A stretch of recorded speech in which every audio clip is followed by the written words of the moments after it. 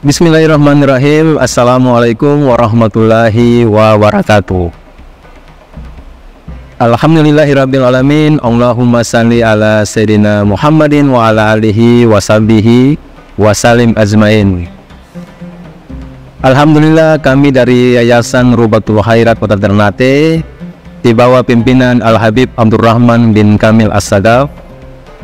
Sementara ini kami lagi membangun gedung pondok pesantren Rubatul Khairat Madrasah Al-Ulya yang sementara dibangun, ya.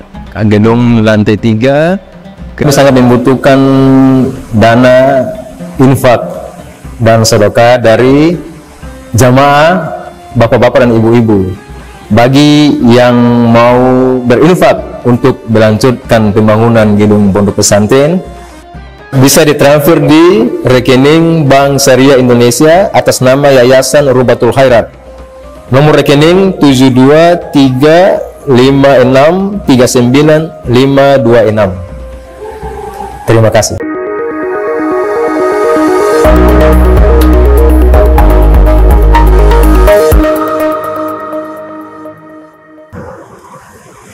Hadis yang ke-30, Al-Hadis Al-Thalathun, Al-Iltizamu bihududi syar'i, berpegang teguh atau melazimkan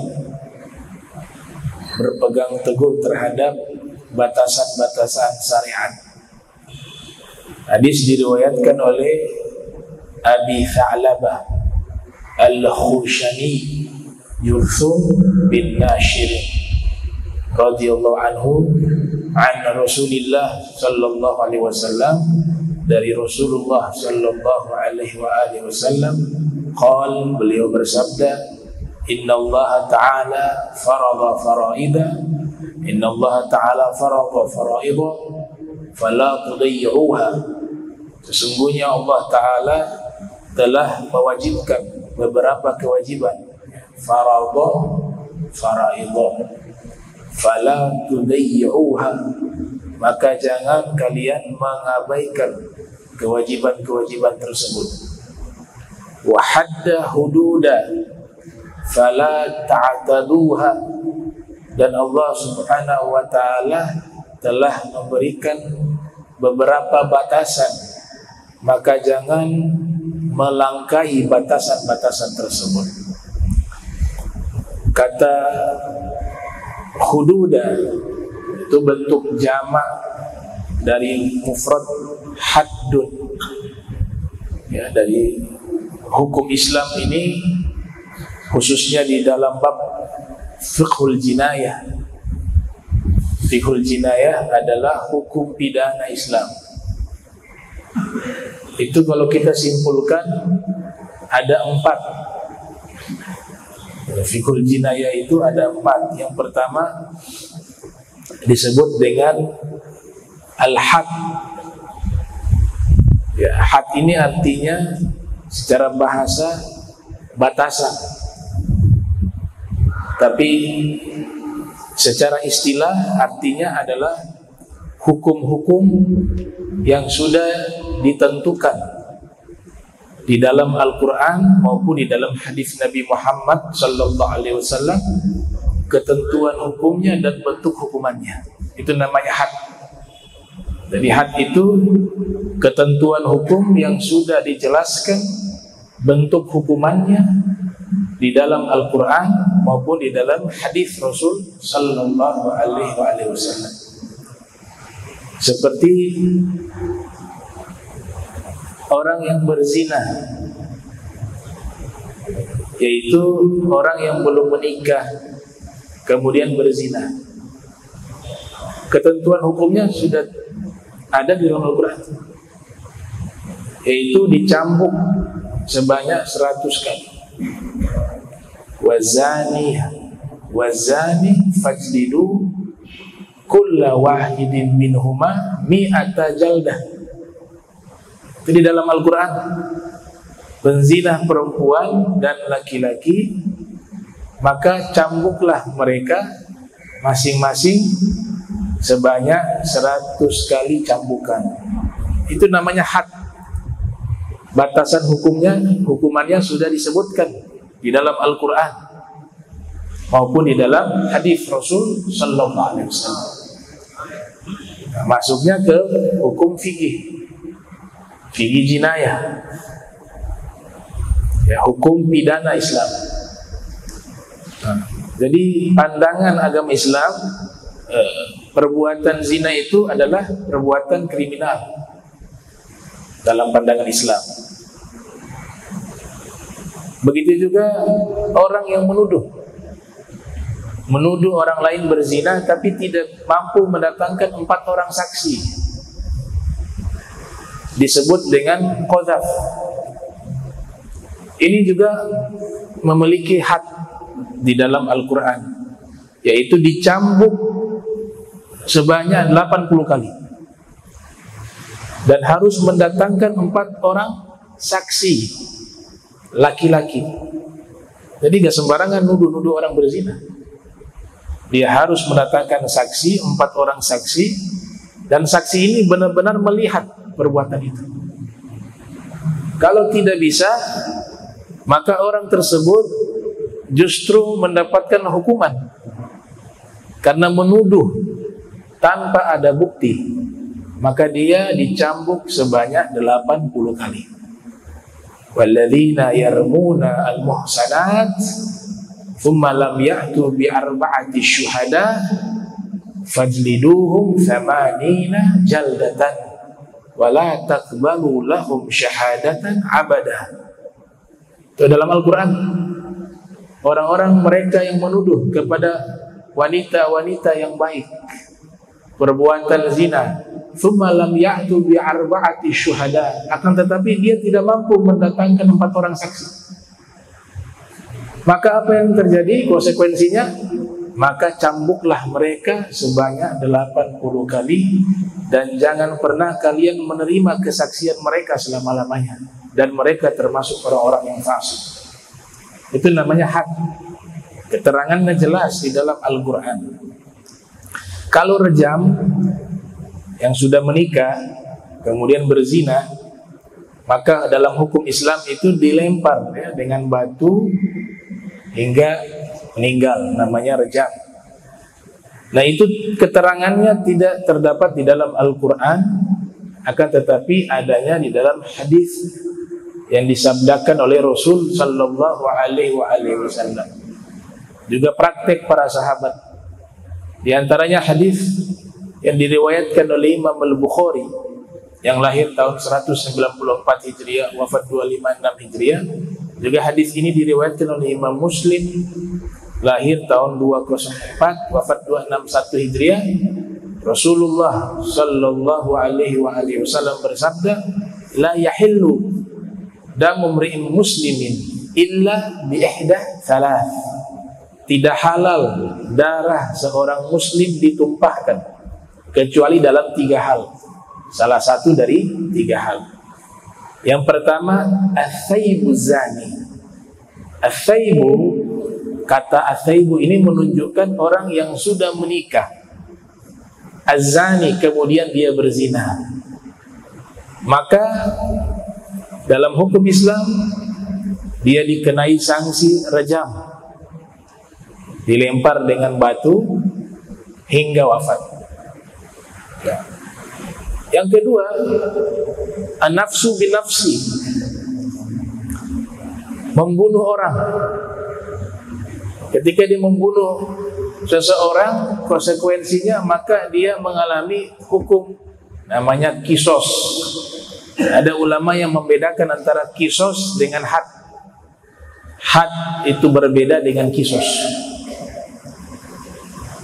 Dan yang ketiga, at-tariku lidinihi al-mufariqu lil jamaah, orang yang murtad dari agama Islam dan dia meninggalkan kelompok umat Islam. Itu dalam hukum Islam disuruh tobat. Kalau dia ingin tobat, balik masuk Islam, diterima. Tapi kalau tidak mau tobat, itu dihukum mati dalam hukum Islam.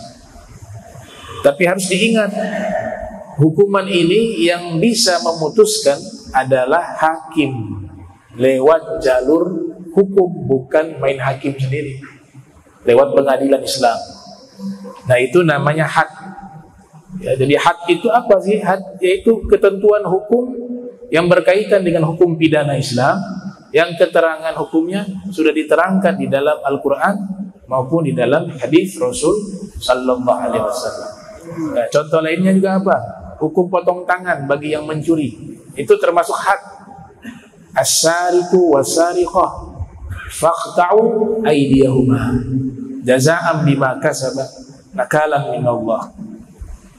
Ya, yang mencuri pencuri laki-laki dan pencuri perempuan, kalau dizina disebut penzina perempuan dan penzina laki-laki.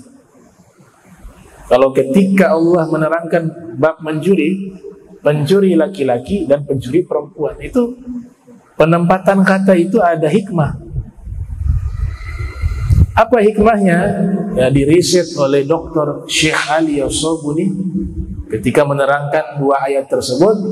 Ketika perbuatan zina yang berkaitan dengan hukum itu disebut az-zaniyah waz-zani. Perempuan dulu, penzina perempuan dan penzina laki-laki. Dihukum mereka dicambuk 100 kali. Karena apa? Karena kebanyakan pelaku zina itu adalah perempuan. Makanya zina disebutkan di awal. Kalau mau bukti itu dalam sensus itu akan pasti terbukti. Tidak mungkin Allah Ta'ala meleset di dalam firman. Ya, tempat-tempat prostitusi yang ada, pelayanannya lebih banyak perempuan. Nah, makanya Allah Ta'ala menyebut dalam bab zina, penzina perempuan dan penzina laki-laki. Tapi ketika bab mencuri, Allah sebutkan pencuri laki-laki dan kemudian pencuri perempuan. Karena ketika pencuri, koruptor itu lebih banyak laki-laki. Ya, tidak mungkin meleset firman Allah Ta'ala. Bisa disensus. Itu. Ya, lebih banyak laki-laki. As-sariqah, perempuan, diletakkan nomor 2 dalam bab pencuri. Hasil presentasinya lebih sedikit dibanding as-sariq, pencuri laki-laki. Tapi kalau penzina, az-zaniyah waz-zani, Allah sebutkan presentasinya perempuan lebih banyak dibanding laki-laki. Itu rahasia kenapa Allah tempatkan lafaz tersebut ya, dalam bab zina dan bab mencuri. Ini disebut had. Dan masih ada beberapa lagi ya keterangan terkait masalah had. Yang kedua namanya at-ta'zir dalam hukum pidana Islam. At-ta'zir adalah satu ketentuan hukum yang bentuk hukumannya tidak diterangkan di dalam Al-Quran maupun di dalam hadis Nabi. Dia pelanggaran tapi ketentuannya tidak ada. Tidak ada di dalam Al-Quran, tidak ada juga di dalam hadis. Tapi perbuatan itu sudah dikatakan perbuatan yang menyimpang, perbuatan yang buruk, perbuatan yang melanggar hukum. Tapi ketentuan dan bentuk hukumannya tidak diterangkan di dalam Al-Quran maupun di dalam hadis. Maka diserahkan kepada penguasa atau hakim untuk menetapkan hukuman tersebut sesuai dengan maslahat bagi masyarakat yang ada pada waktu itu. Itu namanya ta'zir. Jadi hakim beristihad. Kasusnya seperti ini, berarti hukumannya begini. Nah, itu dipersilahkan oleh hakim untuk menentukan bentuk hukumannya. Disebut dengan ta'zir. Yang ketiga disebut dengan kisos. Ya ayyuhalladzina amanu kutiba alaikumul kisos fil qatla. Wahai orang-orang beriman, telah diwajibkan bagi kalian kisos di dalam perkara pembunuhan. Nah, kisos ini hanya berkaitan dengan masalah pembunuhan dan juga masalah menyakiti orang lain. Makanya kisos dibagi dua, ada kisosun nafs, kisos karena sebab menghilangkan nyawa orang lain, disebut kisosun nafs. Nanti dibagi dua.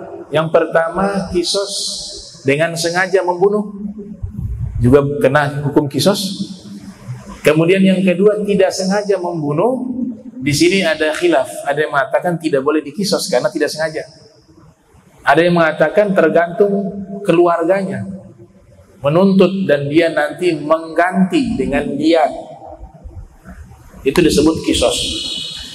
Jadi kisos adalah bentuk hukuman yang memiliki arti bahwa membalas sesuatu perbuatan yang setimpal.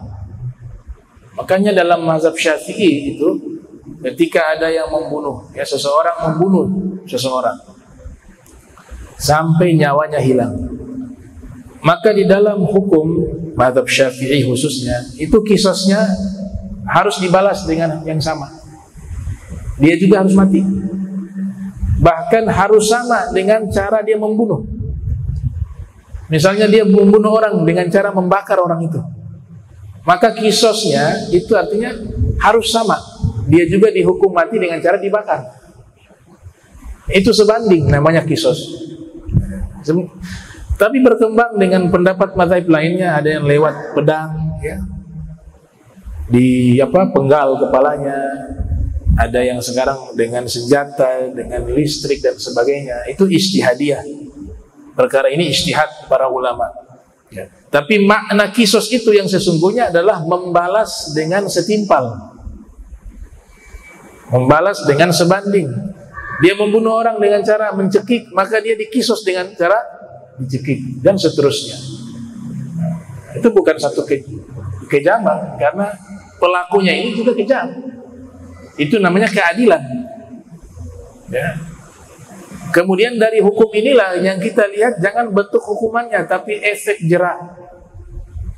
Ketika orang ada niat ingin melakukan pembunuhan, dengan hukum Islam sudah menerangkan kamu juga akan dibunuh, kamu juga akan dihukum mati. Rasa takut muncul dalam hatinya, akhirnya niat melakukan kejahatan itu pun hilang. Makanya Allah sebutkan di dalam kisos ada kehidupan, kata Allah Subhanahu wa ta'ala. Kemudian yang kedua namanya kisos al-badan. Kisos al-badan ini berkaitan dengan apa? Dia tidak sampai membunuh orang, tapi sudah melukai orang itu. Dia melukai orang itu, mungkin berkelahi, sehingga orang itu ketika dia berkelahi matanya buta gara-gara dia, mungkin ditusuk atau maka dia kena kisos. Hukum Islamnya sebenarnya dia juga harus mengalami hal yang sama, adil. Kalau keluarganya menuntut dan korbannya juga menuntut, dalam hukum Islam dia harus mengalami hal yang sama. Apalagi dengan sengaja. Beda kalau tidak sengaja. Tidak sengaja nggak sampai ke situ. Tapi wajib bayar diat, ganti rugi. Ganti ruginya berapa? 100 ekor unta. Jadi kalau dua mata ini penyebab seseorang, baik dia kecelakaan, dia ditabrak dengan mobil misalnya, akhirnya korban ini hampir buta matanya dua-duanya, maka dia wajib mengganti rugi kepada korban. Berupa apa? 100 ekor unta. Diat itu ukurannya 100 ekor unta. Satu ekor terakhir dapat info itu 27 juta. Kalau 100 ya 2.700.000.000. Itu diat. Nah, ulama membedakan lagi diat di sini istilahnya untuk apa? Untuk kematian. Ganti ruginya namanya diat. Ini kita masuk yang keempat. Tadi yang pertama had, yang kedua ta'zir, yang ketiga apa? Kisos, yang keempat namanya diat. Kalau nyawa orang hilang dengan sengaja dia hilangkan, maka wajib dikisos dengan sengaja. Kalau dengan tidak sengaja, maka membayar diat dengan ridho daripada ahli warisnya. Ukuran diat adalah 100 ekor unta. Kalau membuat orang cacat dengan sebab kita mata dia buta, maka istilahnya bukan diat tapi arsh. Disebut dengan arsh, ulama menyebutkan. Maka bayarnya juga kalau matanya buta dua sama 100 ekor unta. Dan di situ ada rincian dalam kitab fikih, rinciannya kalau yang luka hanya kaki sekian, yang luka hanya ini sekian. Itu cukup panjang rincian-rinciannya. Nah, ini semuanya di dalam fiqhul jinayah, yaitu al-had wa ta'zir wal qisas, ad-diyat dan arsh. Ada 5 ya semuanya. Ada 5 kalau disimpulkan secara keseluruhan. Nah, hukum Islam luas pembahasan, bukan hanya masalah ibadah. Makanya ulama-ulama terdahulu ketika mendefinisikan apa itu syariat, apa itu hukum Tuhan, hukum Allah Subhanahu wa taala, maka mereka membuat nama agar mudah difahami. Namanya itu ilmu fikih. Dinamakan ilmu fikih.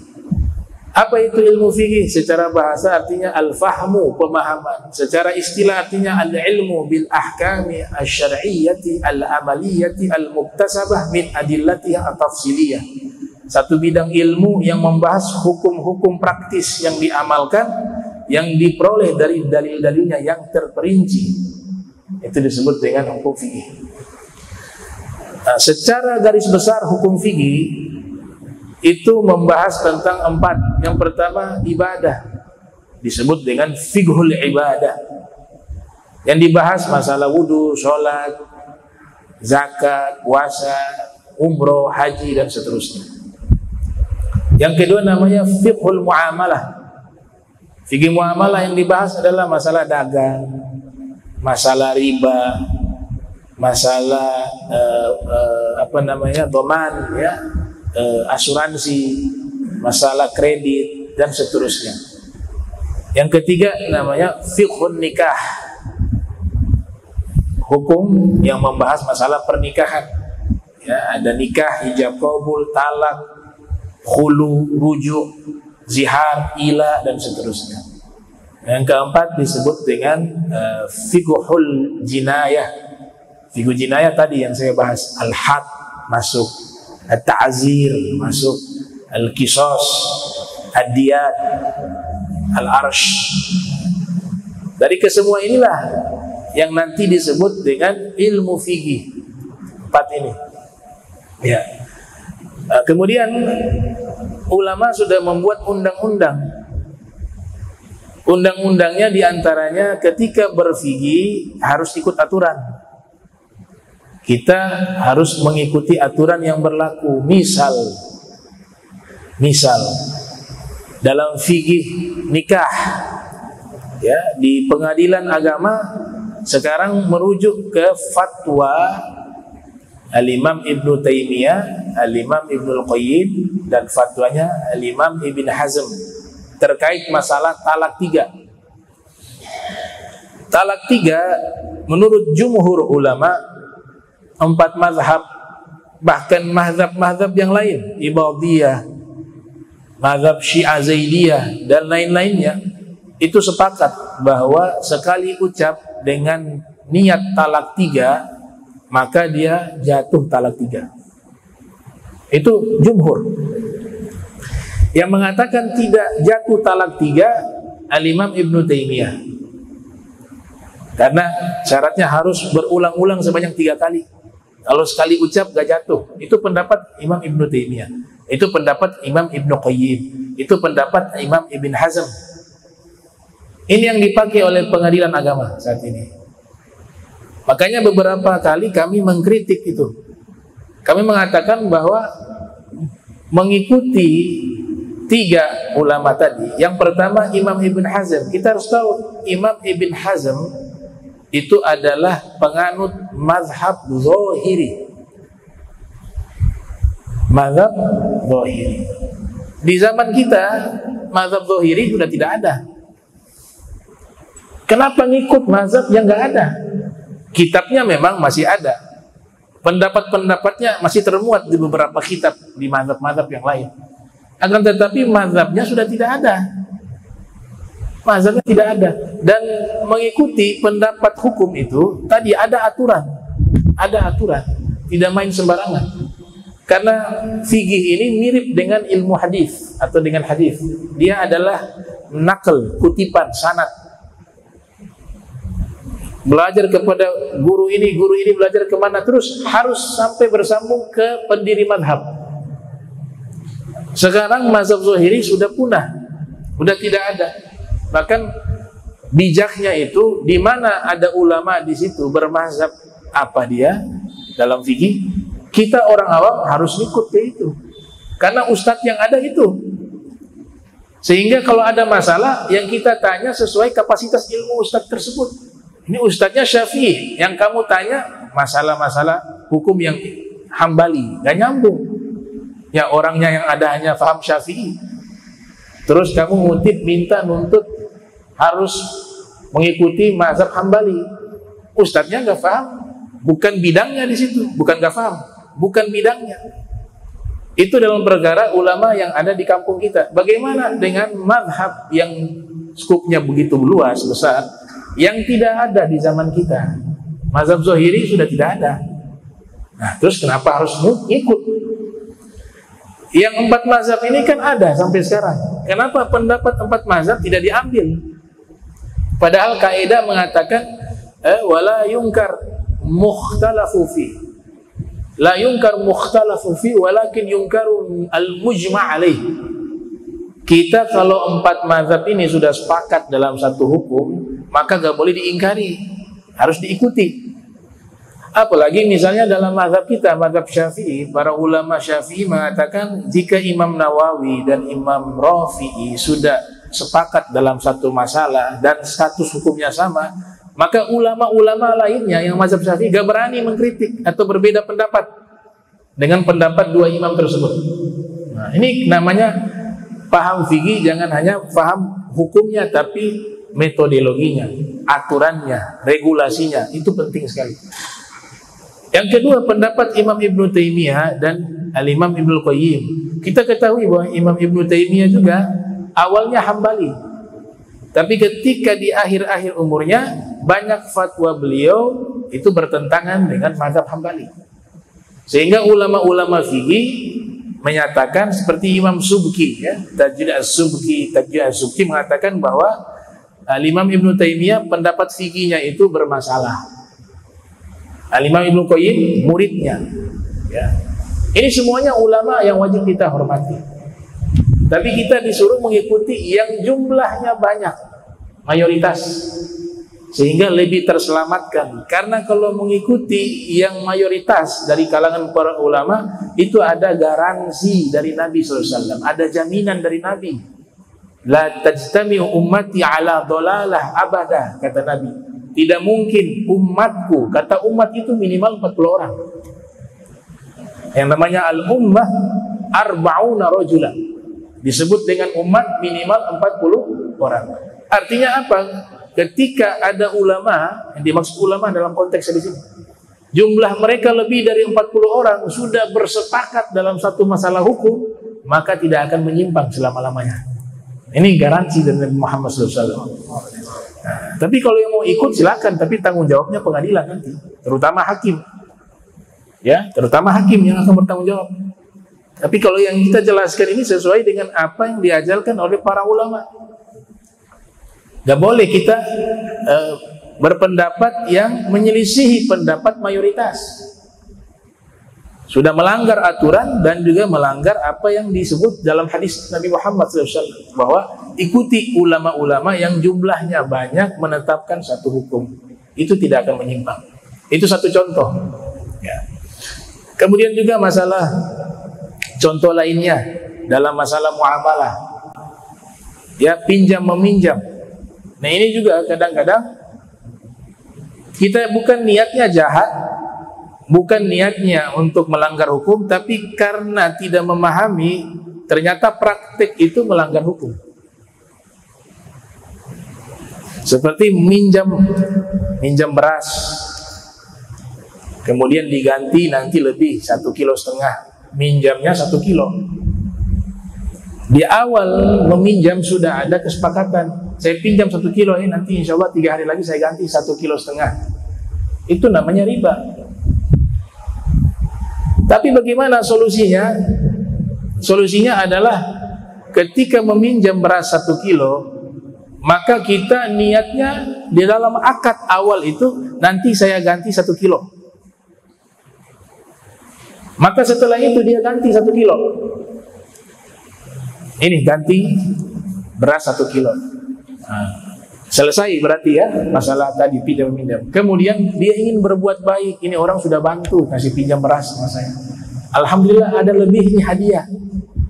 Ini lebihnya ada tomat, ini lebihnya ada bawang.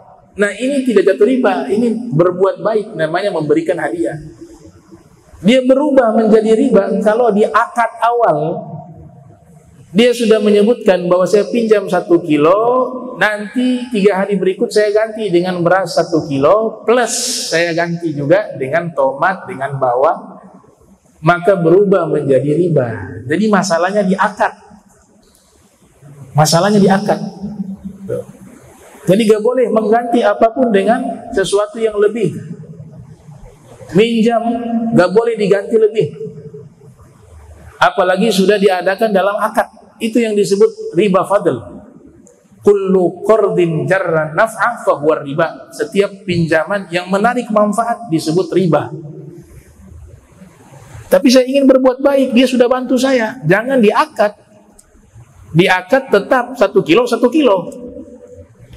Kalau kamu ingin berbuat baik, memberikan hadiah, maka itu di luar akad. Setelah kamu ganti dulu nih. Ini beras 1 kilo saya ganti karena minjamnya 1 kilo. Nah, ini hadiah dari saya. Tomat, bawang, begitu. Sekalipun beda jenis. Beda jenis itu maksudnya kalau di akad, jangankan beda jenis barang, yang di luar barang juga bisa jadi riba dengan jasa. Misalnya saya pinjam uang 1 juta, dikasih pinjam, insya Allah 3 hari lagi saya ganti. Saya ganti 1 juta juga. Tapi plus deh, saya tambah juga, kamu punya motor sama mobil saya cuci. Itu bukan berupa barang, tapi berupa jasa. Dan ini masuk di dalam akad. Saya ganti 1 juta plus mobil kamu saya cuci. Maka perbuatan itu disebut riba. Kenapa? Karena dia masukkan ke dalam akad sesuatu yang lebih dan mengambil keuntungan dari pinjaman, disebut dengan riba. Sekalipun beda jenis. Kadang salah paham, saya terangkan, ada yang salah paham. Saya pernah jelaskan bahwa kalau dengan beda jenis tidak riba. Itu maksudnya adalah jangan diakad.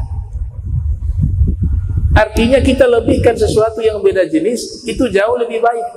Yang penting di luar akad. Misalnya saya pinjam beras 1 kilo, saya gantinya bawang 2 kilo. Tapi tidak masuk di akad sebagai ganti bayar utang tadi, barang beras. Maka ini lebih hati-hati dibanding saya ganti beras 1 kilo dan saya hadiahkan beras 1 kilo lagi. Paham gak? Kan dia sama jenis, beras dengan beras. Nah, sehingga ada ulama mengatakan lebih bagus untuk ihtiyat dia ngambil yang beda jenis. Sekalipun lebih dan tidak dalam akad, maka itu lebih hati-hati dibanding sama jenis. Walaupun sama jenisnya itu, kalau tidak diakad boleh ya, dia berikan hadiah. Nah ini yang sehari-hari terjadi. Nah ini ibu-ibu juga kalau di pasar, kadang pedagang sudah buat timbangan. Ini bawang 1 cupa, ini tomat juga begitu. Ketika sudah terjadi transaksi ya antara konsumen, pembeli dan penjual, ini harganya berapa? Oh ini harganya sekian. Dalam mazhab Syafi'i itu kan harus bayar dulu. Nah, namanya kalau mazhab Syafi'i itu akad bayar dulu dan ada ijab kabul. Saya beli baru bisa makan. Nggak boleh makan dulu baru bayar. Asalnya seperti itu. Ya. Nah ibu-ibu ketika sudah ada ketentuan ini harganya sekian dan ukurannya sudah disebutkan ini dan sudah terjadi transaksi ijab kabul, ya kalau saya mau beli ini ya, yes, saya terima ini. Sudah ada kesepakatan. Tahu-tahu tambah sedikit. Maka ini menjadi apa? Menjadi riba fadl. Atau paling minimal akad jual belinya menjadi rusak. Karena perjanjian awal sudah sepakat harganya. Kita sebagai pembeli gak boleh nambah-nambah seenaknya, kecuali yang jual ngasih. Ini harga sekian, 1 cupak. Nih, tomat atau bawang. Sudah sepakat, ya saya beli, ya saya terima. Ini ibu saya kasih tambah sedikit deh. Nah, itu boleh, hadiah. Tapi dari pihak siapa? Pihak yang penjual, bukan pembeli. Tambah sedikit ya. Nah ikhlas kok, ikhlas ya.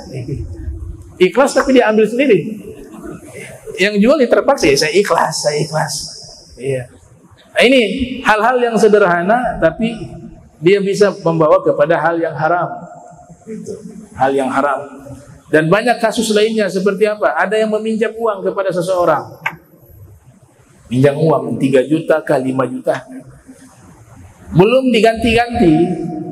Tapi satu saat orang ini pergi keluar daerah, luar kota, datang ke rumah orang yang pernah dia pinjam utang yang belum dia bayar.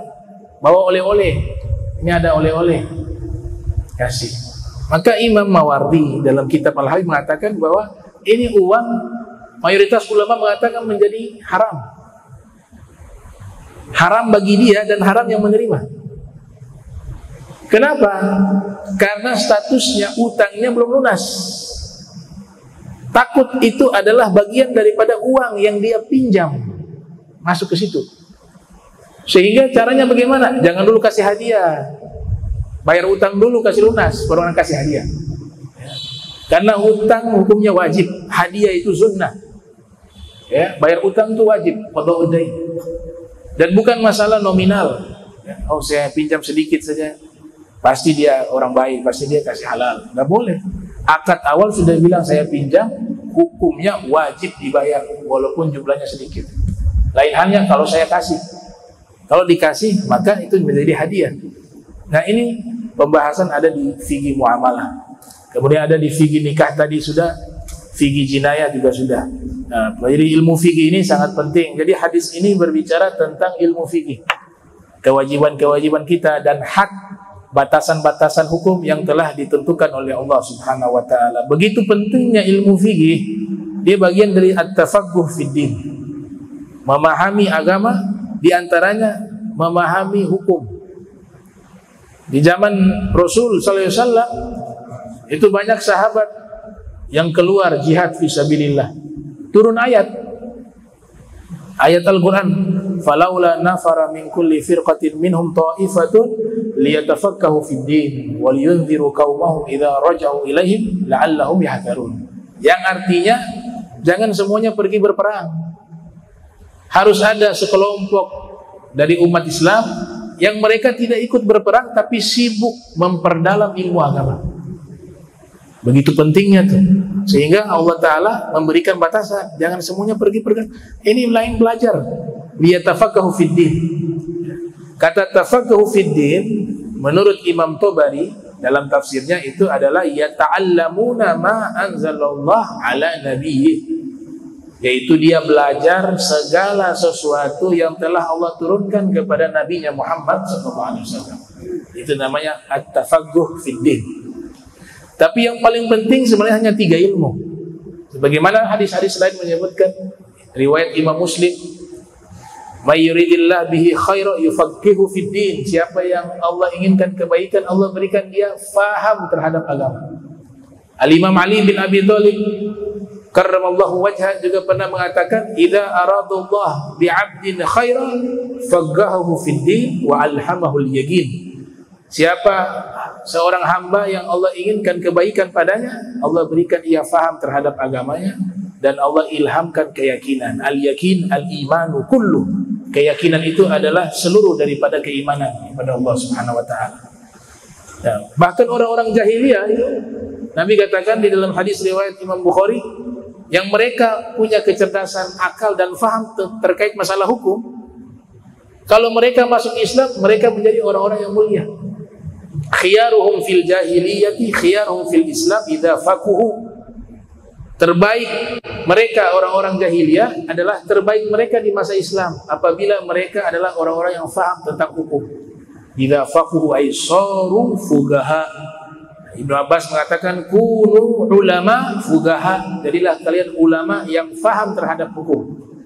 Nah, kita kalau mau pelajari semua nggak mampu, tapi dituntut pada kita seorang muslim minimal 3 ilmu, itu ilmu akidah, ilmu fikih, dan ilmu akhlak, ilmu tasawuf. Ini yang dituntut. Fardu ilmu sifatil fardi ma ilmi ma yahtajul muaddi min fardi dinillahi fid dawami katuhri wa salati wa siyami wal bayyinil muhtaji littabayyuhi wa zahiril ahkami fi sana'i wa ilmu da'ilil qulubi mufsidi kal ujbi wal kibri wa da'il hasadi wa ma siwa hadha minal ahkami fardu kifayatin 'alal anami. Ibnu Ruslan mengatakan yang wajib 3 ilmu tadi. Ilmu ini disebut apa? Ilmu daruri, ilmu yang harus untuk diketahui. Ini masuk dalam hadis Nabi sallallahu alaihi wasallam, talabul ilmi faridatun ala kulli muslim. Menuntut ilmu hukumnya wajib bagi setiap muslim. Dinamakan daruri karena kita butuh kepada 3 ilmu itu. Ilmu akidah, ilmu fikih, dan ilmu tasawuf akhlak. Terakhir Imam Syafi'i menutup, setelah mengetahui semua ilmu ini, bukan hanya sekedar tahu, tapi dia mengamalkan. Ini yang jadi penyakit zaman sekarang. Penyakit ini sudah merusak tatanan hukum syariat. Apa itu? Sekularisme. Ada seorang ulama namanya Syekh Muhammad Syakir, menulis kitab berjudul Al-Almaniyah wa Thimaruha Al-Khabithah. Al-Almaniyah itu artinya sekularisme, dari kata Jerman, karena awalnya dari Jerman. Dan buah daripada sekularisme merusak tatanan hukum Islam. Tuhaddidu asy-syari'ata al-islamiyah. Sehingga apa? Umat Islam di zaman kita secara tidak sadar mempraktekkan sekularisme. Secara tidak sadar. Apa itu? Ya, hukum Islam hanya ritual ibadah. Orang bisa disebut sebagai melaksanakan hukum Islam ketika di masjid saja. Habis sholat, zikir, keluar dari masjid, hukum tentang muamalah tidak dipakai, hukum tentang riba tidak dipakai, hukum tentang pemerintahan tidak dipakai, maka itu sekularisme. Secara tidak sadar. Islam itu pedoman hidup. Bukan hanya sholat, puasa, zakat, haji, umroh. Ada kalanya, misal mohon maaf, yang terjadi banyak di masyarakat. Ini seorang wanita ganggu suami orang, sampai akhirnya rumah tangga orang ini rusak. Tapi ini wanita, mohon maaf, ada yang rajin majelis taklim, nontonnya ceramah, sholatnya 5 waktu. Kenapa bisa demikian? Karena pemahaman bahwa agama Islam hanya sholat. Padahal agama Islam itu pedoman hidup. Kalau kamu sholat 5 waktu, itu hanya sebagian dari pelaksanaan hukum Islam. Ada bab lainnya, bab muamalah. Gak boleh ganggu orang, gak boleh rusak rumah tangga orang. Kau pikir dengan ibadah itu sudah cukup? Nah ini sekularisme. Hanya sebatas tentang masalah ibadah. Jangan bicara tentang pemerintahan, hukum Islam, ekonomi, jangan bicara. Islam, ulama jangan bicara. Itu namanya sekuler. Yang namanya Islam bukan hanya ritual ibadah, tapi pedoman hidup. Dan sudah diterangkan seluruhnya hukum tersebut. Islam ada di kantor kita. Mohon maaf, sekolah-sekolah Islam, acara halal bihalal, kemudian jabat tangan dengan laki, cipika-cipiki dengan laki dan perempuan. Islam ada di situ. Bagaimana seorang pebisnis? Maka hukum Islam ada dalam bisnisnya. Bagaimana seorang presiden? Hukum Islam ada di jabatannya. Dia mencakup semuanya. Tapi kalau kita pisah-pisah, oh ini Islam saja di masjid saja. Islam ini hanya kopiah, sarung, Jumat datang, 5 waktu sholat masjid, Ramadan setahun sekali puasa, dan haji umroh, selesai sampai di situ. Sedangkan hukum-hukum yang begitu banyak yang mengatur tatanan kehidupan kita tinggalkan. Itu yang namanya sekularisme. yang sudah berhasil dirusak oleh Barat di dalam pemikiran umat Islam di zaman kita saat ini. Jadi harus banyak kita melihat keadaan kondisi saat ini agar bisa kita mengetahui dan bisa tidak terperosot di dalam hal tersebut yang justru merusak agama kita sendiri. Ya, insyaallah pertemuan berikut kita lanjutkan lagi pembahasan kita. Imam Syafi'i mengatakan innal faqih huwal faqih bi fi'li laisal faqih bi nutqih wa maghani. Orang yang faham hukum bukan hanya dengan ucapan tapi dia praktekkan dengan perbuatan. Itu nasihat daripada Imam Syafi'i rahimahullah. Allahumma jam'ana hadza jam'a marhuma wa tafarraqna min ba'di tafarruqan ma'suma wa la tajal minna wa la minna syai'an mahruma. Subhanaka bihamdika asyhadu an la ilaha illa anta astaghfiruka wa atubu ilaik.